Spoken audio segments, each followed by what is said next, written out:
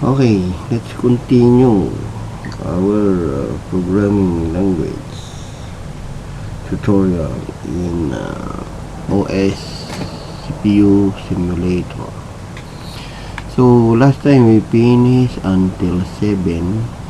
Okay, then now we are in part B. Refer to the appendix for help with CPU instruction. That's what they said. Now from here you can see with CPU programming module. So this is the first tutorial that we discussed, and you have to memorize this area. This is the CPU instruction. Now the program list, you can combine all your program names, then you can add program instruction here.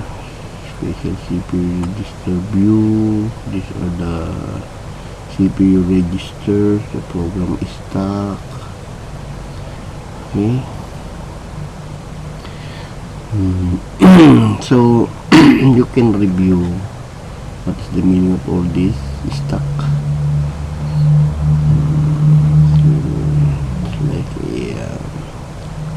It's like a memory plus in your calculator. Memory plus, then memory recall. So in every CPU there's a lot of register, the AX, BX, CX, DX, AL, BL, CL, DL. Okay, now we are going to use only R in all general purpose registers. You can view that. Okay, so now let's continue, and we follow this, and it says here that we check all this. Okay, we answer all. Then in part B, refer to the appendix. So there are commands here in appendix. So mob number to register, cache register, number. That's why I discussed with the mod RM. Register is different from memory, but they are also a memory, reside in the CPU. So it is very fast in calculating all the data. Okay. So if you use LDB, load a byte from memory to register. So you can read all this and try it. Okay. So now what we're going to do is to continue the challenge here. It says here, produce the code for conditional statements, such as if the value register R02 is greater than register R01. So you think of two values, let's say 10 and 7. Okay, so we are going to rename our we're going to name our program as test 1. Okay, so another test 1, test 2, test 3. So in every line, let's do it test 1.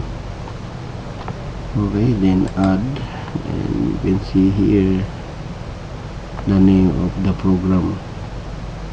It is base is 100. You can make it 1000 if you want, and start to 00 logical address and the primary address. Okay, so now you can save that, you can load that, but it's up to you to later on. Once you follow me, you can learn all of this. But if you do not have the time, if you have time, you can make an advanced learning of all that code. Okay, all that tutorial. There's a lot of PDF. So now it says that so as you can see, our register all 0, all 0. So we reset the program. So it's a new program. So let's do the challenge here. It says here, produce the code for a conditional statement such as that if the value in register R02 is greater than R01. So let's say A is equal to 10, B is equal to 7, something like that. So move 10 R01, something like that. So let's let's add the new instruction. Click the instruction here, then add new. Then we have to go to data manipulate, data transfer, move. Let's put 10 into R01, move 10 to R01. Okay. Next instruction is because R01 is greater than R02. So what is the value that is greater than? So let's do this one as 7, because 10 is greater than 7 in R02, in register 02. So meaning you are putting values. It's like A is equal to 10, B is equal to 7, something like that. It happened that it is only register name. Then after that, you are going to compare that. Let's compare that in the comparison here. Let us compare the R01. Let's compare R01 to R02. Okay. And after that, let's put a logical condition here. Control 4. Let's do jump greater than 0. If the result is greater, jump to 0. Okay.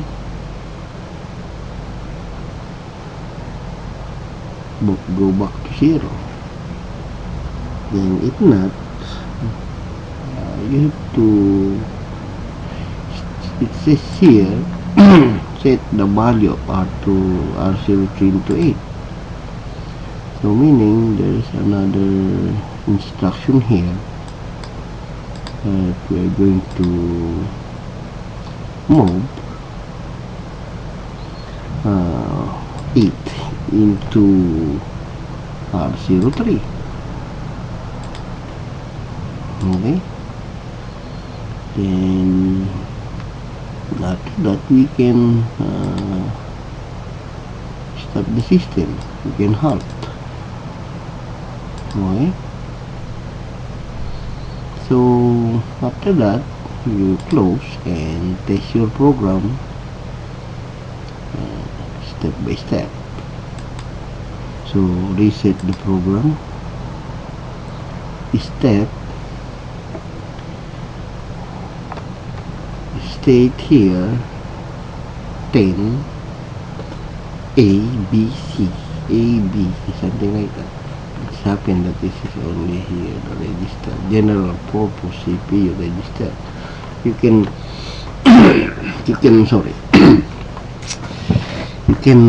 Google it. What are the general purpose CPU register? You can see AX, BX, CX, DX, AL, BL, CL, DL. When they become 32-bit, become EAX, EBX, EGX, EDX. When it becomes 64, become RAX, RBX, RCX, and RDX, and a lot. Stack pointer, base pointer, something like that. So now, if we run, so become R01, this one will become R01 will become 10. Okay, step no, step yes. So after that, now the R01 is 10, and next counter is 6. It will run by the system. Okay, then the status flag still remains 0. Then next step, R02 is become 7, then R02 is become 7. We are going to compare these two value. Okay, are they greater than is R0 is greater than R02 is greater than P01, something like that. Compare, see, compare two value. Let's compare R01 to R02. Then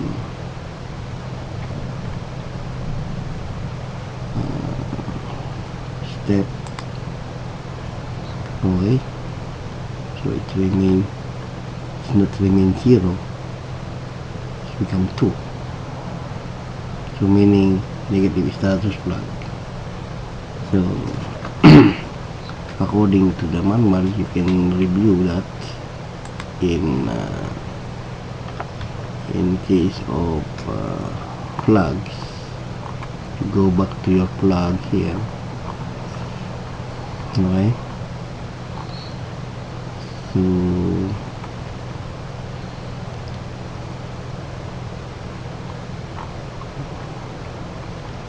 here it discuss about the flags. See,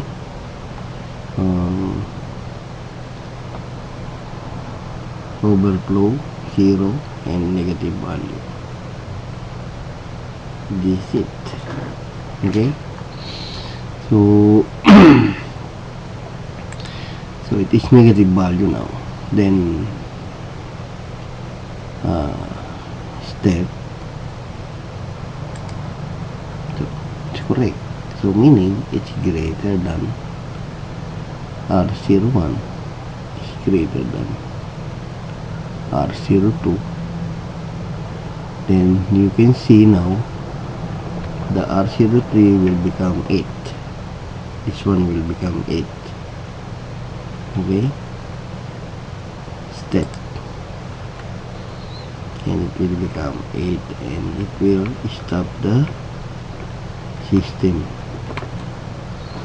Okay, so step, then it will halt the system, so meaning your program is correct. Okay, so now let's change this. If you want to change that, this is stop the system already, the CPU. So let's say you change this R01 to R02, you have to edit, and let's make it R02, and this one is become R01. Okay, okay, so there is a default instruction of comparing two numbers, and it will change the status. Okay, reset the program. When we run the code, become negative. Okay, so let's run again. Step 1. Okay, the value is 10, this one is 7. Compare, jump to 0, and it will return to 0. See, because it's not now negative, meaning it's 0, so it will keep on looping only, so it will not go here, so you will not get the value of our exercise here, the 8. Sorry. Okay, so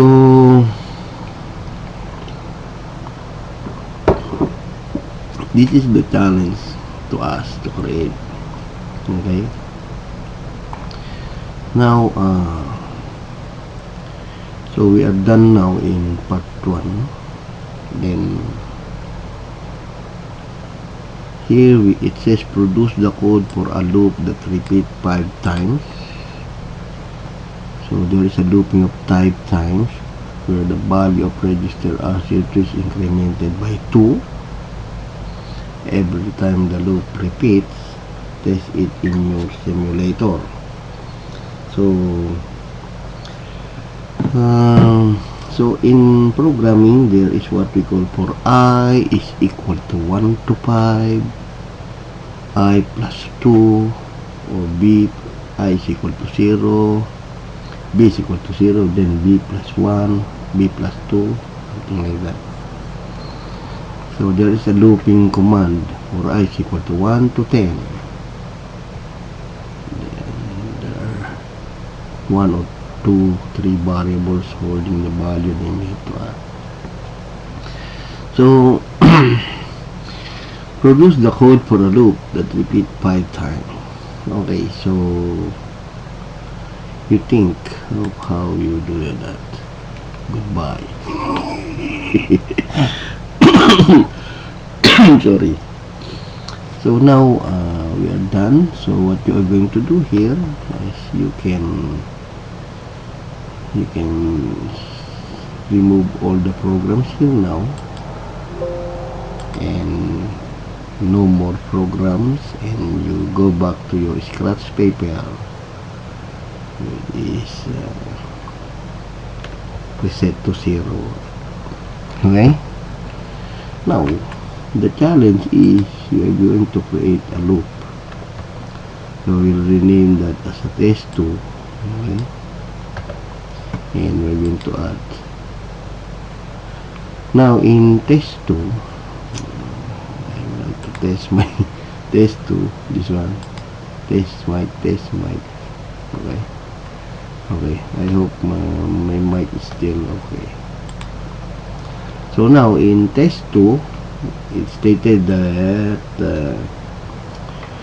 we're going to create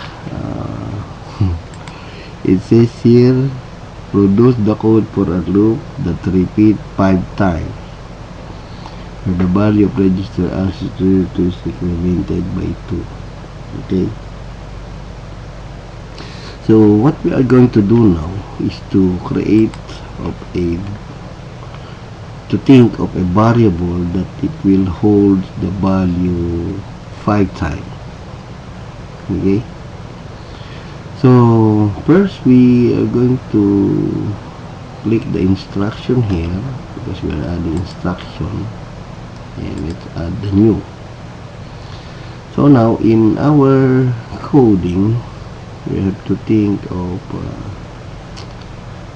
the register that it will hold the value 5. So we can use all of this register actually. Okay, so sorry. So what we're going to do now is to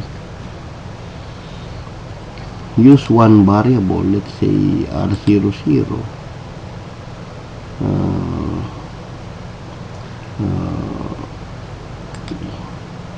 Here we are going to assign R00 the value of 5.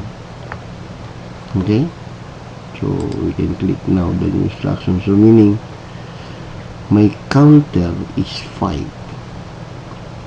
Okay, I want the loop 5, so you put 5 to R00,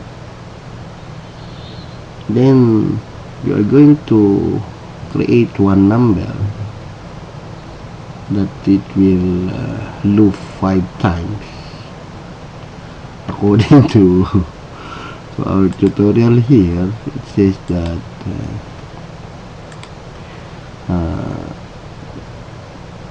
it says here that 5 times where the value of register R02 is incremented by 2. Okay, so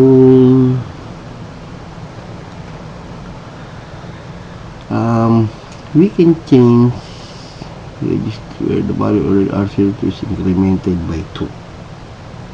Okay,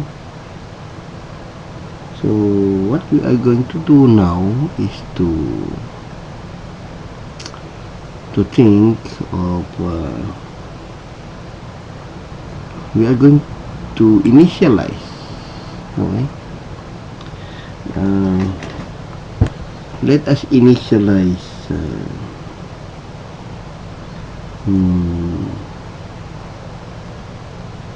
R01 because we're going to create a value which will add to R02.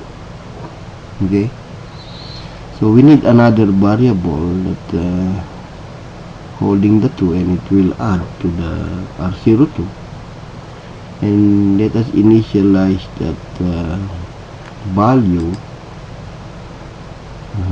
as 0. Let's say move 0, initialize the value of R01.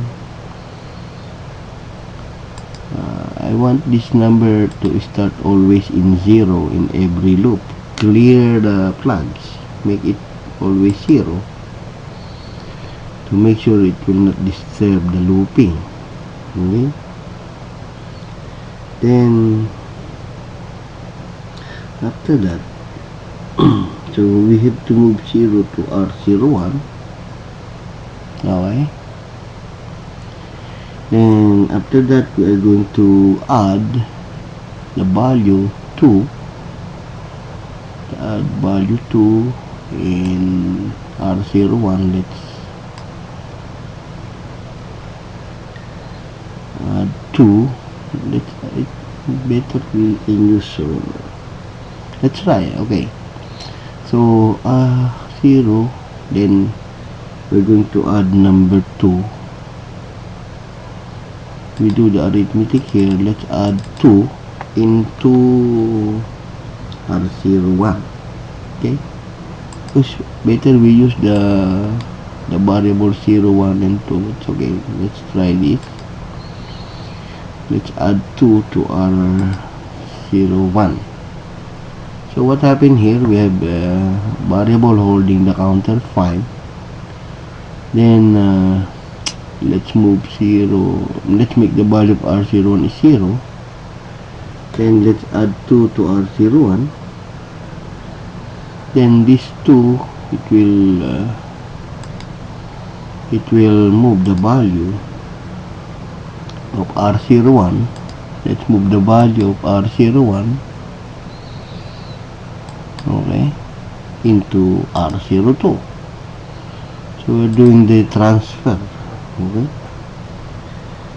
make this R02 is equal to R01. Okay, now after that the R01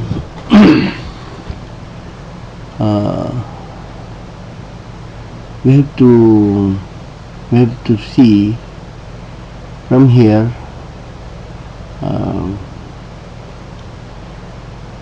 we're going to hold the value of 2, 4, 6, 8 because it is telling us that it should be incremented by 2. Then we're going to add a counter because if you edit the 5, it will never change. How do you compare 5 if you cannot compare to another value? So what you are going to do, we are going to we're going to add a counter.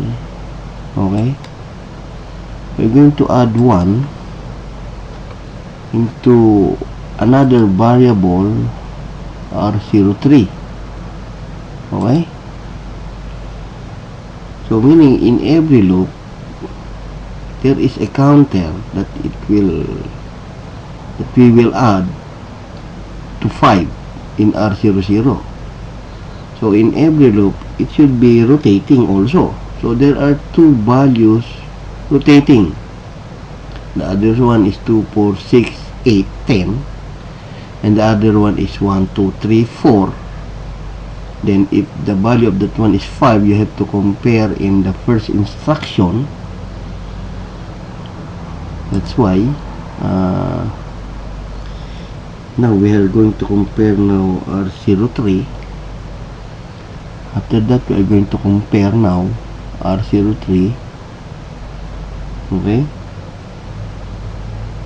into R00 here, because you are going to do the looping 5 times. So in every loop there is a variable plus 1, plus 2, plus 3, plus 4, plus 1, and a first loop, second loop 2, third loop 3, fourth loop 4, 5. Then we are going to compare here if it is 5. Okay, and you start the system. So here add 1 to R30. Then we are going to compare now. We are going to compare. Okay, comparison.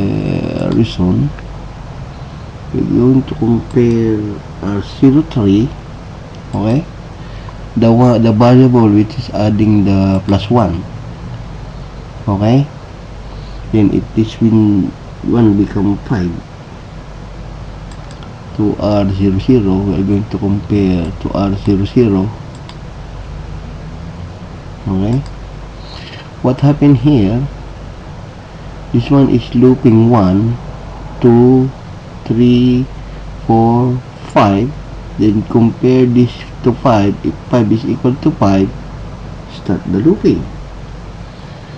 If not, you are going to jump here in 12. Keep adding 2 to that R02. Okay, so let's add another instruction here. New instruction, R03 to R00. Compare R03 to R00, and this one is wrong. We don't need that. Okay, so after comparing, because after we compare R03 to R00, we're going to jump that one if not equal. So meaning what we're going to do now is to do the jump, continue the jump. Okay, in logical control, jump not equal if the value of this two number is not equal to the counter. You have to continue the looping. You have to jump into 12. We're going to jump here and keep adding to R02, 2, 4, 6, 8, 10.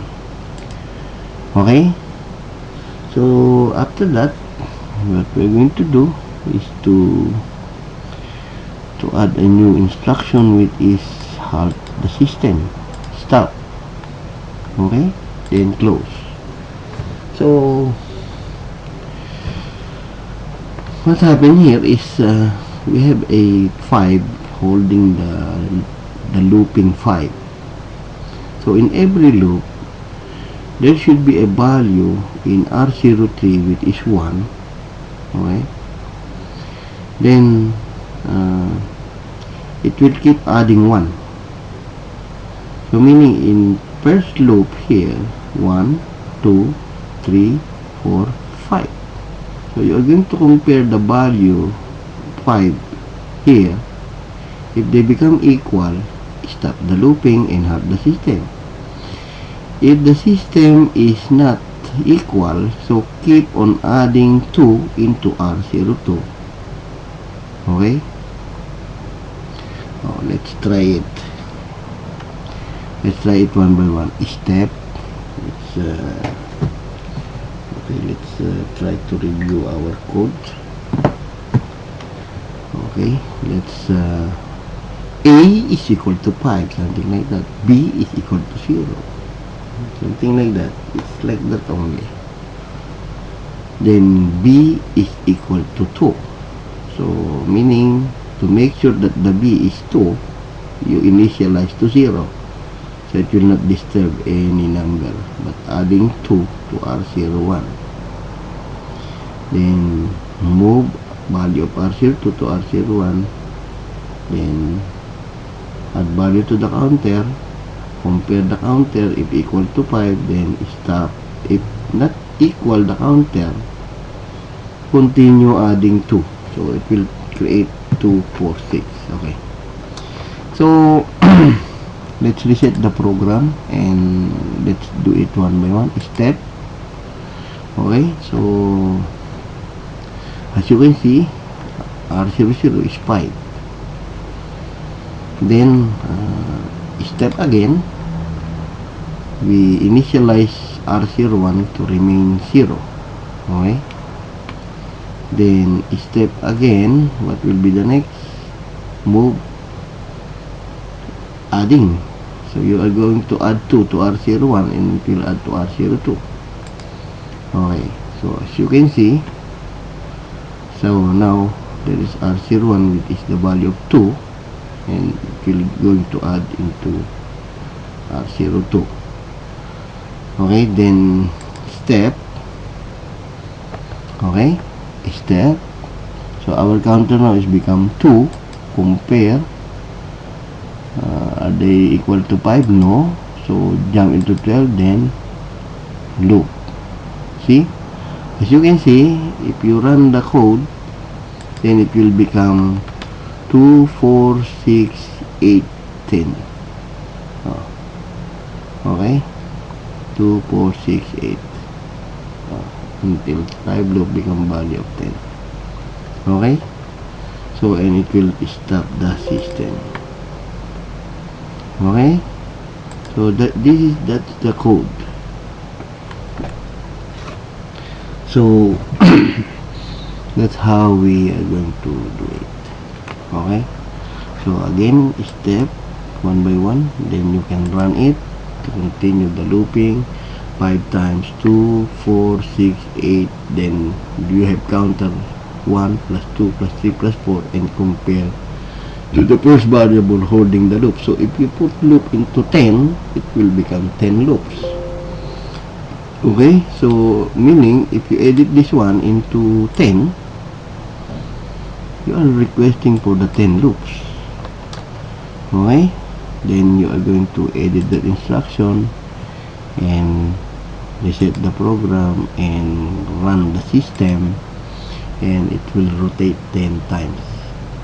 Okay, so keep on running. 2, 4, 6, 8, 10, 8, then 10, then as you can see here 12. So it will keep on looping. 14, 16, because that is the counter. This is constant 10. So there is a variable here adding 1 to the counter, then you have to multiply and count the system, and it is 20. Okay, so that's how you think. It's like A is equal to 5, then for I is equal to 1 to 10. So it is increasing I plus plus, something like that. So I become 2 in the next loop, 3, 4, 5, 6. Then you have to compare on that. Okay, so remove now the programs and let's try the next challenge. Okay, so the next challenge is it is the use of the pop and push. For every push there is pop. Pushing numbers to the memory plus of the calculator. Pops is getting the value in the calculator, and It says as it states here the numbers 4, 3, 5, and 6 are manually pushed on top of the stack. So remember this, first in, first out. Ay, last in, first out. Yan nangyayari, lipo. Kung sino yung huling pumasok, parang plato eh. Like a plate in the restaurant. The one on top will remove, then the next one, next one, next one. So, last in, first out. Lipo. Hindi pipo. First in, no, not first in, first out. So, it stated here the numbers 4, 3, and 5, and 6 are manually pushed on top of the stack in that order. Produce the code for a routine that pop two numbers from top of the stack, multiply them, and pushes the result back to the top of the stack. So, the routine repeats this until there is only one number left on top of the stack. Test the code in the simulator and end of the exercises. So, this is the first download. This is the first downloaded, this one. Then we are going to try this, but I will continue my tutorial on this, until we finish all. And to try your best, teach yourself. Okay? So those are the Intel instruction assigned. Later on you can see those assigned number. So these are the instruction in the Intel world. They have a lot of manual, and they give you the move instruction, which is you watch my mod RN program.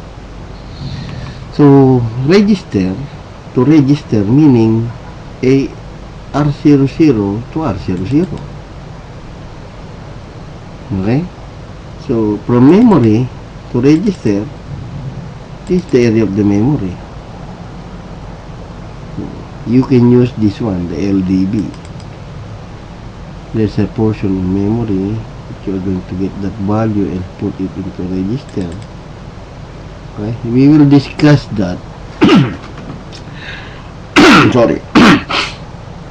Because I just finished my first live in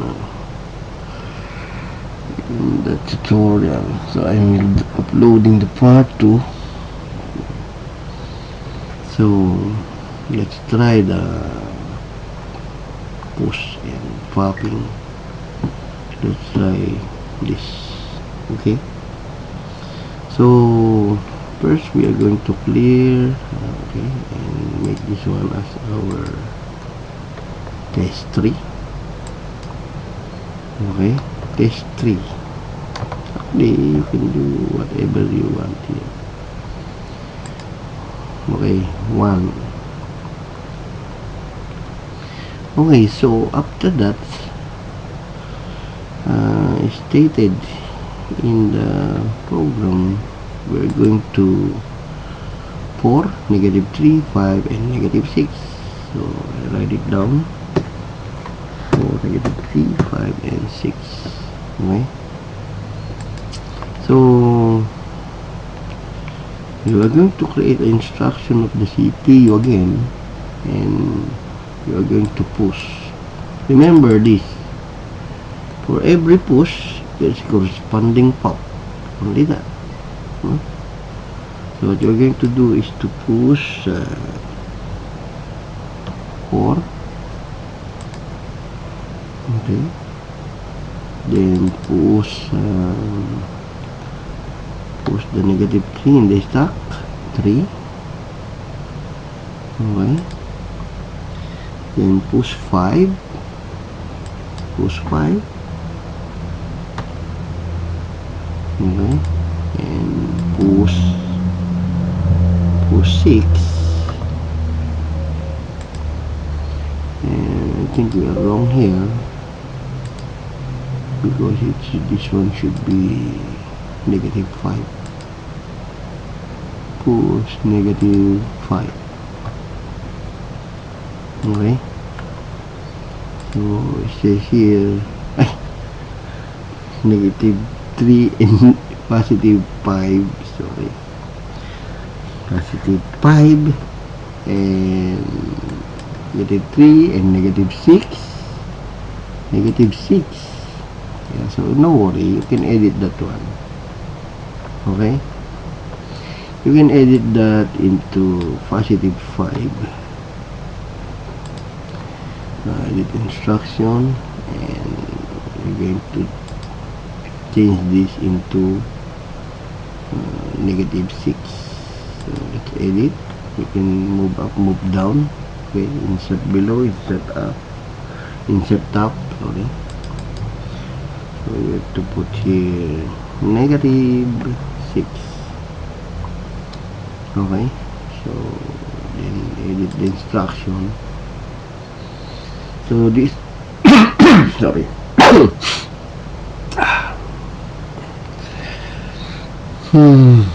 Okay, so sorry for that.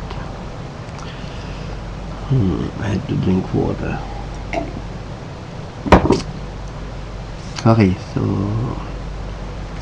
now we're pushing 4, 3, 5, and 6. Right? So 4, negative 3, 5, and negative 6. We have 4, 3, 5, negative 3, and 5, negative 6. Okay, we can run the code now for you to see. As you can see, this is our program stack, which is the RAM. Don't worry about this. It is automatically made by, it is automatically inside your computer. Okay, because you are giving the stack pointer into 8096. So automatically the program is decreasing and increasing. Okay, this is just a space of the memory. It's like memory plus in your calculator. Okay, so now let's run this and click the stack. Okay, let's reset the program. Start here. If you want to put tick here, meaning that is a breakpoint. Okay, so now you do like that. Step. As you can see here, it pushes the 4. It pushes the 3, negative 3. Then it pushes negative 5. And it pushes the negative 6. Okay? So it's here, it says, after pushing those 4 numbers, pop 2 numbers from the stack and multiply them. Oh. So what we are going to do is to pop R00 and R01. Meaning we are going to assign that value into a variable. Okay, so the next instruction should be pop. This one. Pop R001, and it will hold the value now on the stack. Okay, so let's pop R00. Okay,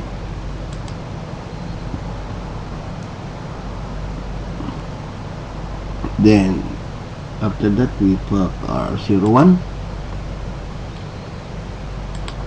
assign this into 2 variables,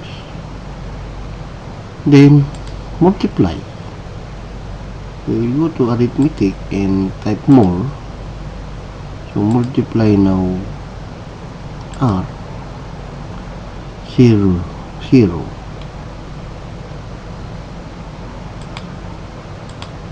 to R01, and the value will go to one of the variable.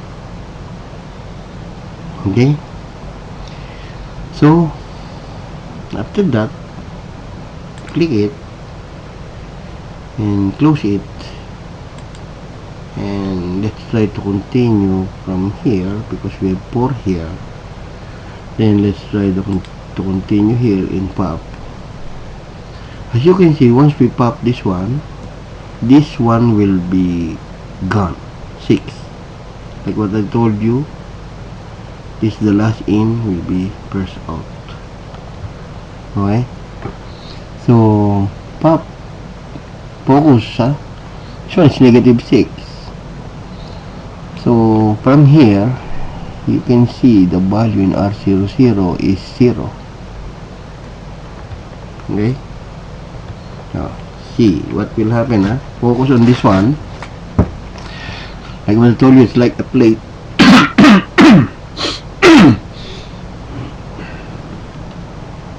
Pero yan.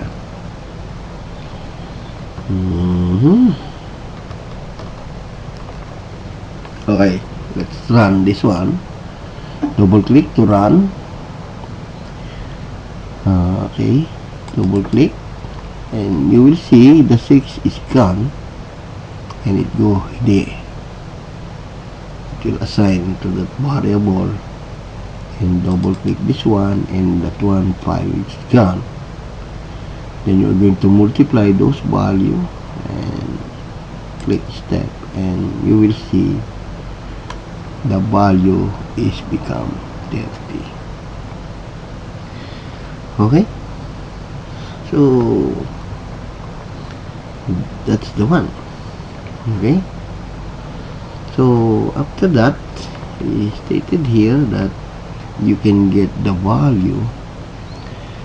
So the 30, you are going to push that value after multiplying them, pushes the result back to the top of the stack. So meaning the one holding the value which is R01, so that is the next command here. You are going to push that into the stack. So what you're going to do, we're going to push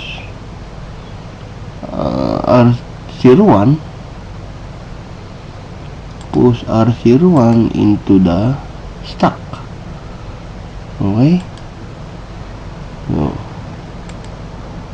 then as you can see, once you double click this one, there should be a negative 30 here. See?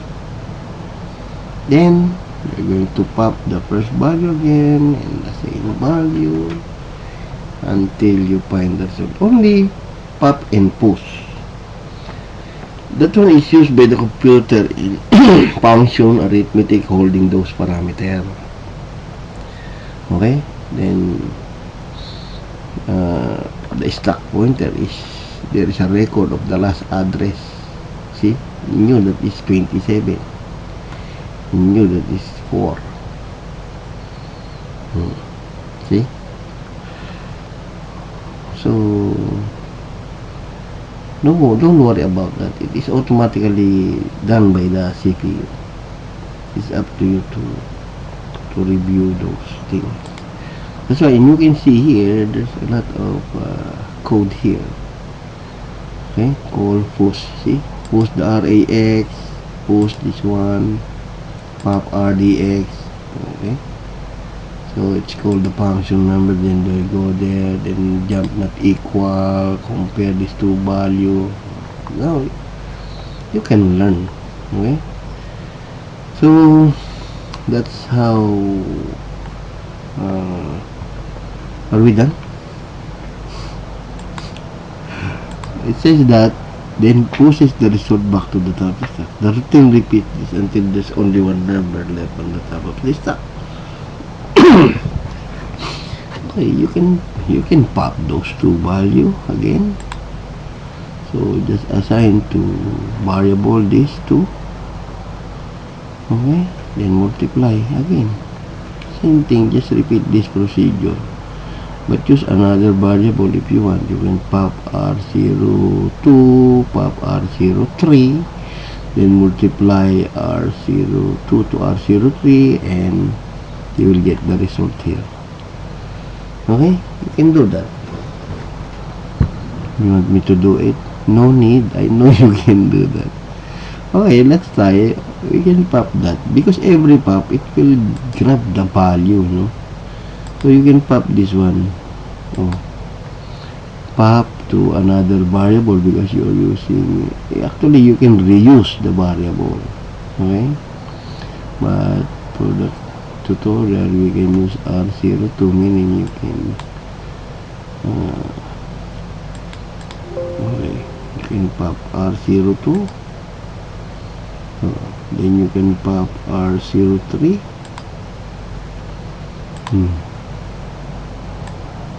Then you can, after popping R03, you have to multiply those two values again. You go to mathematics here. So multiply R02 to R03 and one of the register will hold the value. Okay? The source will hold the value. So the R03 will hold the value. You can see here. Okay? So which one is holding the value? Once you multiply R02, multiply R02 into R03. Enter. Okay? Then we run that.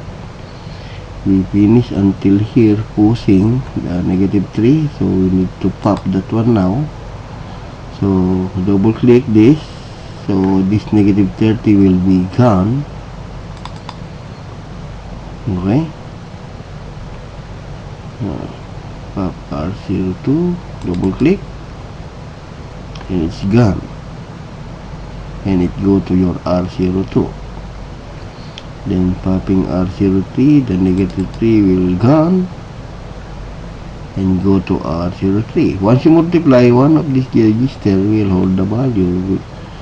So 2 and 3 to double click. So as you can see, the one holding the value is R03. So meaning this one. So this is the, when you edit this R02 and R03, you take a look which one is the source and the destination. See, the source operand is R02, the destination is R03. That's why the R03 is holding the value of R02. Okay, that is the source and the destination operand. This is good in learning assembly, because now when you are editing a lot of codes, you will understand what's going on here now. They add this value, they move, they look for this value, and see this is the stock, this is the stock frame. Okay, this is the registers. Okay, RSCXDX. This R is 64-bit. AXBX, CXDX, ALBL, CLDL. This is the source index, destination index, and they add some. R means 64-bit. 32E. The AXBX, CXDX, they put E in front. The AXBX, CXDX, they put R in front in 64-bit. The AXBX, CXDX is 16-bit. The ALBL, CLDL is 8-bit. So there's a combination of all. Okay, see, all is E, so meaning 16-bit E. Okay, AL is 8-bit. Okay, you can review those CPU register. I think it will help a lot in reviewing this program. Okay, so next is end of the exercises. So we done with our exercises. So try to review all this. Try to run in your simulator. All this command is here.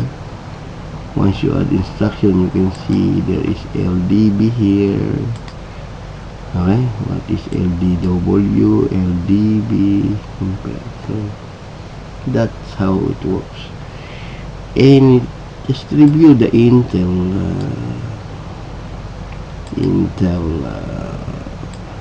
registers instructions. Download their manual and review their mode RM. Okay.